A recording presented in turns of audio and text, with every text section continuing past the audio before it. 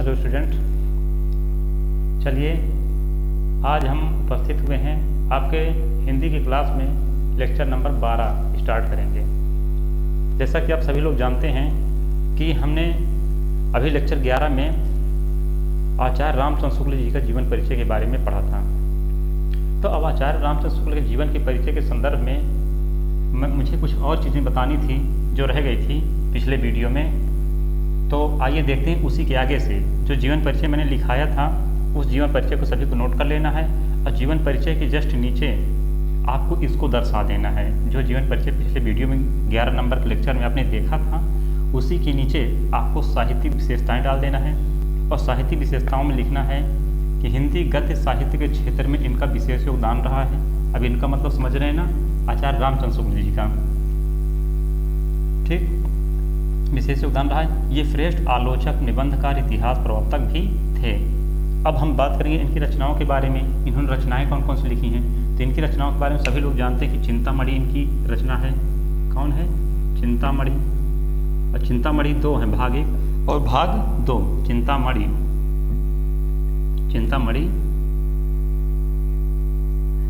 भाग 1 और भाग 2। चिंतामणि भाग 1 और भाग 2 ये इनकी रचना थी।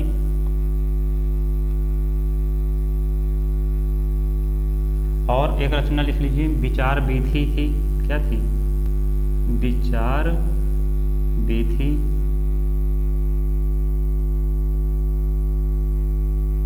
रसमीमांसा भी थी इनकी रचना। रसमीमांसा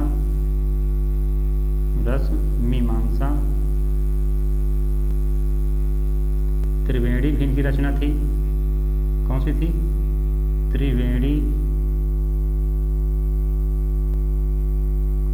और इन्होंने इनकी रचना और क्या है?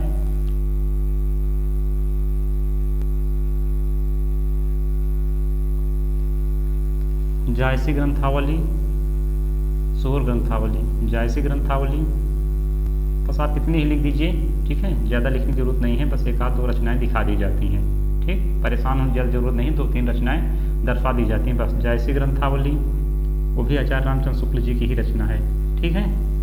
अब हम आगे ज़्यादा नहीं लिखाएंगे, बस जायसी ग्रंथावली आदि, क्योंकि ज़्यादा लिखने से कोई मतलब नहीं, आप याद ही नहीं कर पाओगे, इसलिए जो है इतनी पर्याप्त हैं। और फिर ज़रूरत भी हमें नहीं है, आप याद कर लो बिल्कुल भी तो भी क्या मतलब है, ठीक है। केवल आपको इतनी दिखा दें, आदि करके लिख दीजिए बस। ये रचनाएं हो गई। अब जहाँ बात करनी है वो थोड़ा कर लेते हैं। चलिए चर्चा करते हैं भाषा और शैली के बारे में कि क्या भाषा शैली थी। भाषा इनकी खड़ी बोली है। क्या है? खड़ी बोली, ठीक। याद कर लीजिएगा इनकी भाषा कैसी थी? खड़ी बोली थी। और शैली में बात करते हैं तो शैली इनकी कैसी थी, तो हम यहाँ भावात्मक शैली का प्रयोग कर सकते हैं। कैसी शैली का?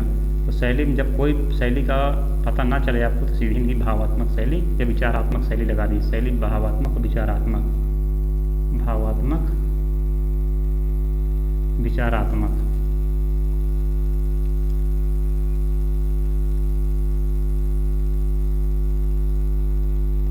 भावात्मक और विचारात्मक शैली, ठीक है। ये इनकी शैली है। ये आपका जीवन परिचय यहाँ से पूर्ण होता है।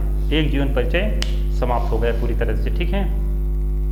तो नोट कर लीजिए सब लोग, पिछले वीडियो में मैंने जीवन परिचय पढ़ाया था। जीवन परिचय के बाद का जो मैटर शेष बचा था वो मैंने लेक्चर नंबर 12 में बताया है।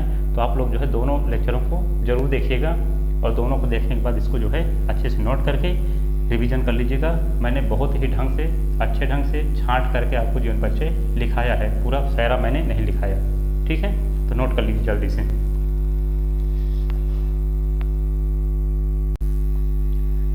हाँ चलिए देखिए, आज ही हमारा जो है दूसरा जीवन परिचय हम जो है इसको ख़त्म करने वाले हैं, ठीक है ना। जो आपके गद्य के जीवन परिचय में केवल 3 पढ़ने थे, ठीक है ना। गद्य से कितने जीवन परिचय पढ़ने थे? केवल 3 जीवन परिचय पढ़ने थे, जिसमें से पहला हमने लेक्चर नंबर 11 में बताया था। दूसरा जीवन परिचय आपको लेक्चर नंबर 12 में बताया जा रहा है और एक जीवन परिचय आपका और बचेगा। इसके बाद से जो है हिंदी गद्य जो है समाप्त हो जाएगा, ठीक है। इसके बाद हिंदी पद्य चलेगा, उसमें से जो कवि परिचय हैं तो कवि परिचय भी खत्म करेंगे और इसके बाद व्याकरण में चलना है सीधे। ठीक है, अब आपका सिलेबस ज़्यादा नहीं बचा है, एक एक करके इसके बाद जैसे व्याकरण खत्म होगी वैसे ही हम तुरंत संस्कृत चलाएंगे। ठीक है, और अनिवार्य संस्कृत के खत्म होते ही हमें खंड काव्य चलाना है। ठीक है, इस तरह से आपका सिलेबस कंप्लीट करना है। तो आइए देखते हैं आज जयशंकर प्रसाद जी का जीवन परिचय। तो हिंदी साहित्य के महान रचनाकार श्री जयशंकर प्रसाद जी का जन्म काशी के प्रसिद्ध वैश्य परिवार में हुआ था। इनका परिवार सुंघनी साहू के नाम से प्रसिद्ध था। प्रसाद जी के पिता का नाम देवी प्रसाद था, जो साहित्य प्रेमी थे। इन्हें जन्म से ही साहित्यिक वातावरण प्राप्त हुआ, जिसके कारण प्रसाद जी ने हिंदी साहित्य के क्षेत्र में काफ़ी विकास किया। ठीक है, और अपना विशेष योगदान भी दिया और उन्होंने कई रचनाएं भी लिखी हैं। प्रसाद जी ने 9 वर्ष की आयु में ही एक कविता की रचना की, जिसे पढ़कर इनके पिता ने इन्हें महान साहित्यकार बनने का आशीर्वाद भी दिया। ठीक है, जब ये 17 वर्ष के थे तभी इनके बड़े भाई शंभुनाथ जी की मृत्यु हो गई और इन्होंने 3 शादियां भी की, परंतु तीनों पत्नियों की असमय मृत्यु हो गई। इन सभी असामयिक मौतों से ये अंदर ही अंदर टूट गए और अंत में ये क्षय रोग से पीड़ित होने के कारण इनकी क्या हो गई, मृत्यु हो गई, इनका निधन हो गया। ठीक है, अच्छा इनमें जन्म सन नहीं लिखा क्या? चलिए हम इसमें जन्म सन दर्शा दे रहे हैं। ठीक है, जो अति आवश्यक है। तो इनमें जन्म सन हमने नहीं लिखा, केवल जीवन परिचय लिख दिया है। तो जन्म सन और मृत्यु सन भी चलिए देखिए। हाँ, हमने यहाँ पे जो है जन्म सन जो है मिस कर दिया था, उसको हमने यहाँ पे नोट कर दिया। ठीक है, तब क्या हो गया, इनका जन्म काशी के प्रसिद्ध वैश्य परिवार में सन किस ईस्वी में हुआ था? सन 1889 ईस्वी में हुआ था। ठीक है, और पूरा जीवन परिचय मैंने पढ़ ही दिया है, आप लोग इसको देख लीजिए। और इनकी जो मृत्यु हुई थी वो सन 1937 ईस्वी में इनका निधन हुआ था। ठीक है, ये चीज़ जो है मिस हो गई थी, तो मैंने इनको दर्शा दिया है। देखिए जीवन परिचय ज़्यादा बड़ा नहीं है। ठीक है, शॉर्ट है, संक्षिप्त है, आप इसको जो है नोट कर लीजिए। अब मैं जो है इसका थोड़ी इनकी साहित्यिक विशेषताएं बताने वाला हूं, तो मुझे इसे मिटाना पड़ेगा। ठीक है, आगे साहित्यिक विशेषताएं बता करके इनकी जो है भाषा शैली के बारे में बात कर लेंगे। इसके बाद ये जीवन परिचय भी क्या हुआ, समाप्त हुआ। इसके बाद लास्ट बचेगा आपको जो है हिंदी गद्य से केवल एक ही जीवन परिचय बच रहा है, उसको भी मैं इसी वीडियो में कवर कराने का प्रयास कर रहा हूँ। तो इसको जो है आप लोग नोट कर लीजिए। इसके बाद बात करते हैं साहित्यिक परिचय के बारे में, साहित्यिक विशेषताओं के बारे में। नोट कीजिए। हाँ देखिए, ये है जयशंकर प्रसाद जी की साहित्यिक विशेषताएं कि साहित्य के क्षेत्र में उन्होंने किस प्रकार से अपनी प्रगति की है। तो प्रसाद जी बहुमुखी प्रतिभा के धनी व्यक्ति थे। ये महान कवि, सफल, अच्छा 2 बार हो गया क्या, महान कवि, सफल नाटककार। ठीक है, महान कवि, सफल नाटककार, महान कवि, सफल नाटककार, उपन्यासकार, कुशल कहानीकार और श्रेष्ठ निबंधकार भी थे। रचनाओं के बारे में सभी लोग जानते होंगे, जैसे इनकी नाटक थे चंद्रगुप्त, स्कंदगुप्त,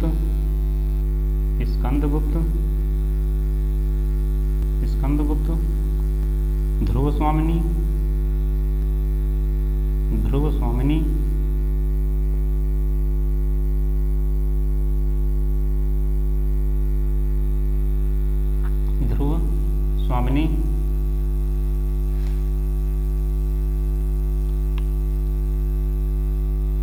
और कामायनी,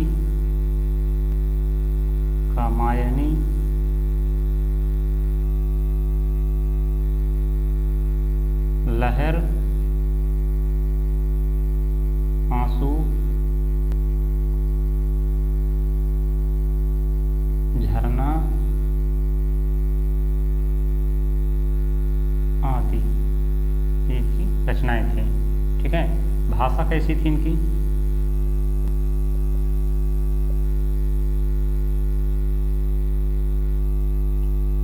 शुद्ध साहित्यिक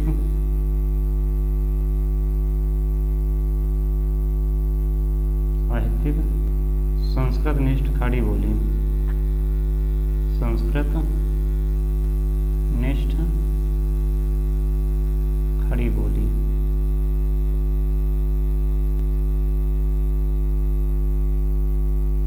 शैली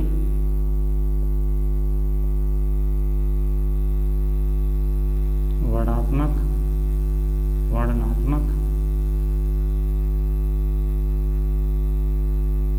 भावात्मक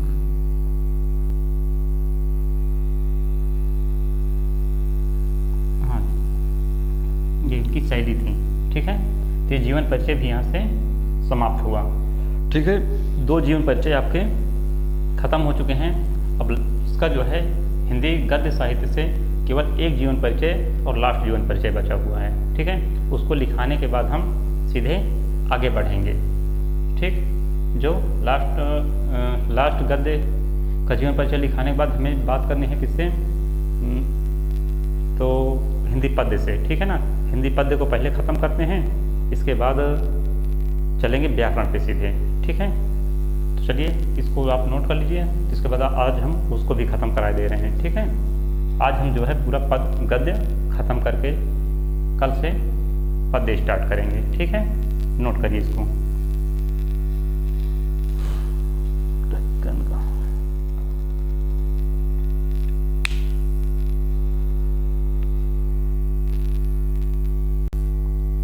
हाँ, तो चलिए अब बात करते हैं जीवन परिचय नंबर 3 है डॉक्टर राजेंद्र प्रसाद जी का। ठीक है, इन्होंने भारतीय संस्कृति नामक पाठ लिखा है कक्षा 10 में। ठीक है, तो चलिए इनका जीवन परिचय देख लेते हैं। देश रत्न डॉक्टर राजेंद्र प्रसाद का जन्म सन 1884 ईस्वी में बिहार जिले के जीरादेई नामक ग्राम में हुआ था। इन्होंने कलकत्ता विश्वविद्यालय से एमए की परीक्षा उत्तीर्ण की थी। राजेंद्र प्रसाद बड़े मेधावी छात्र थे। सभी परीक्षाओं में इन्होंने प्रथम स्थान प्राप्त किया है। इन्होंने मुजफ्फरपुर के एक कॉलेज में कुछ दिन अध्यापन का कार्य करने के बाद सन 1911 ईस्वी से 1920 ईस्वी तक कलकत्ता व पटना हाई कोर्ट में वकालत भी की। ठीक है,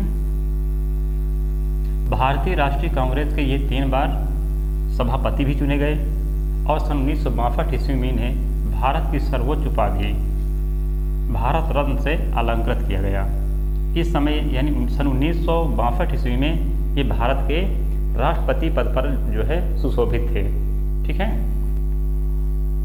आगे देखें, भारत रत्न से अलंकृत किया गया। ये भारत के प्रथम राष्ट्रपति भी चुने गए। ठीक है, और 28 फरवरी सन 1963 ईस्वी को इनका निधन हो गया। अब है इनकी साहित्यिक विशेषताएं, देख लीजिए साहित्यिक विशेषताएं क्या थी। साहित्यिक विशेषताओं में इन्होंने हिंदी साहित्य के क्षेत्र में अपना विशेष योगदान दिया। ठीक है, ये एक कुशल लेखक के रूप में कई रचनाएं भी लिखी। अब चलिए इनकी रचनाओं पर नज़र डालते हैं। ठीक है, इसको एक बार नोट कर लीजिए। मैं थोड़ा साइड हो रहा हूँ, नोट करिए। इसके बाद हम इनकी रचनाओं के बारे में और भाषा शैली के बारे में बात करते हैं। इसके बाद हम इसकी जो है समाप्ति करते हैं और कल के लेक्चर में जो है हम हिंदी पद्य से बात करेंगे। गद्य का आपका सिलेबस जो है ख़त्म हुआ यहाँ से। ठीक है,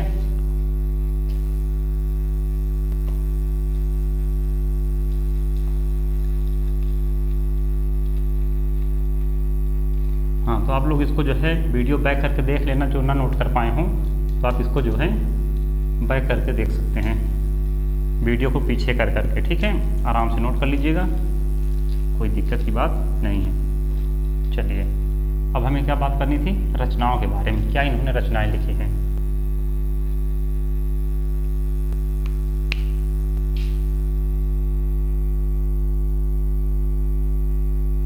रचनाएं भारतीय शिक्षा, रचनाओं में है भारतीय शिक्षा और हो गई मेरी यूरोप यात्रा, मेरी यूरोप यात्रा,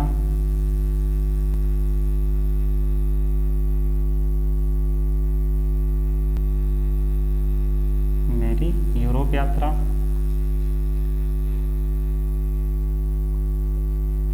शिक्षा और संस्कृति, शिक्षा और संस्कृति,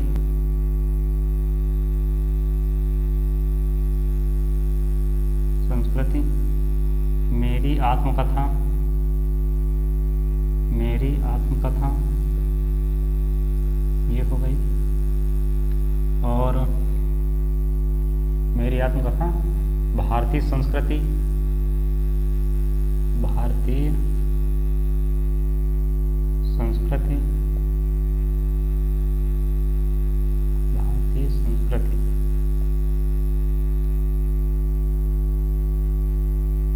संस्कृति, ठीक है, आदि। ये लीजिए, यहाँ तक मैंने इनको खत्म कर दिया। अब आप भाषा की हेडिंग डाल सकते हैं। जिस प्रकार से जीवन परिचय मैंने लिखाया है, सेम इसी तरह से आपको परीक्षा में भी लिखना होगा। जो लड़का ऐसे लिखता है, जो लड़का या लड़की, उसे बहुत अच्छे मार्क्स मिलने वाले हैं, ठीक है। तो एग्जाम के दृष्टिकोण से बहुत अच्छा जीवन परिचय है, और ये बहुत छोटा भी है, ठीक है, जिससे आपको याद करने में भी कोई कठिनाई नहीं आने वाली है। तो प्लीज़ इसको जो है सब लोग नोट डाउन कर लीजिएगा, ठीक है। भाषा की बात करते हैं, तो भाषा इनकी क्या थी वो देख लेते हैं।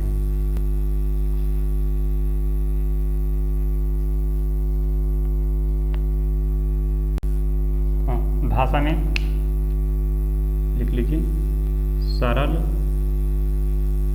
सुबोध व खड़ी बोली, सरल, सुबोध व खड़ी बोली थी।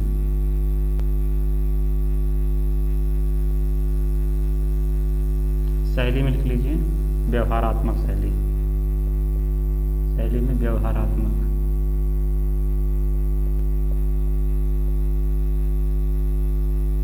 और विचारात्मक लिख लीजिए, विचारात्मक।